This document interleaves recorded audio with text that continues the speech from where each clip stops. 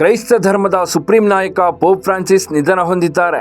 88 ವರ್ಷದ pop Francis Easter ವ್ಯಾಟಿಕನ್ನಲ್ಲಿ ನಿಧನರಾಗಿದ್ದಾರೆ. ಇವರು ರೋಮನ್ ಕ್ಯಾಥೋಲಿಕ್ ಚರ್ಚ್ನ ಮುಖ್ಯಸ್ಥ, ಕ್ರೈಸ್ತ ಧರ್ಮದ ಪರಮೋಚ್ಚ ನಾಯಕರಾಗಿದ್ರು. ಕಳೆದ ಕೆಲ ತಿಂಗಳುಗಳಿಂದ ಅನಾರೋಗ್ಯದಿಂದ ಬಳಲುತ್ತಿದ್ರು. ನಿಮೋನಿಯಾದಿಂದ ಬಳಲುತ್ತಿದ್ದ ಅವರನ್ನ ಫೆಬ್ರವರಿ 14ರಂದು ಆಸ್ಪತ್ರೆಗೆ ದಾಖಲಿಸಲಾಗಿತ್ತು.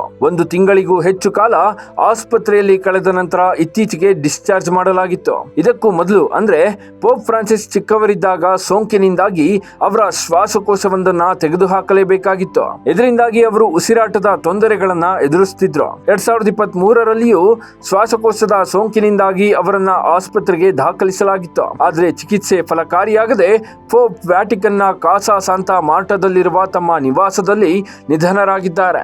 ಇನ್ನು ಪೋಪ್ ಫ್ರಾನ್ಸಿಸ್ ಭಾರತಕ್ಕೆ ಭೇಟಿ ನೀಡುವ ಸಾಧ್ಯತೆ ಇತ್ತು. ಕಳೆದ ವರ್ಷ ಡಿಸೆಂಬರ್ನಲ್ಲಿ ಕೇಂದ್ರ ಸಚಿವ ಜಾರ್ಜ್ ಕುರಿಯನ್ ಪೋಪ್ ಫ್ರಾನ್ಸಿಸ್ 2025ರ ನಂತರ ಭಾರತಕ್ಕೆ ಭೇಟಿ ನೀಡುವ ಸಾಧ್ಯತೆ ಇದೆ ಅಂತ ಹೇಳಿದ್ರು. ಕ್ಯಾಥೋಲಿಕ್ ಚರ್ಚ್ 2025ರನ್ನ ಜುಬಿಲಿ ವರ್ಷವೆಂದು ಘೋಷಿಸಿದೆ. ಭಾರತವು ಈಗಾಗಲೇ ಪೋಪ್ ಫ್ರಾನ್ಸಿಸ್ ಅವರನ್ನ ಅಧಿಕೃತವಾಗಿ ಆಹ್ವಾನಿಸಿತ್ತು. ಪ್ರಧಾನಿ ಮೋದಿ ಕೂಡ ಅವರನ್ನ ನೇರವಾಗಿ ಆಹ್ವಾನಿಸಿದ್ರು. ಆದ್ರೀಗ ಪೋಪ್ ನಿಧನ ಹೊಂದಿದ್ದು ಕ್ರೈಸ್ತ ಸಮುದಾಯಕ್ಕೆ ಬರಸಿಡಿಲೆ ಬಡಿದಂತಾಗಿದೆ.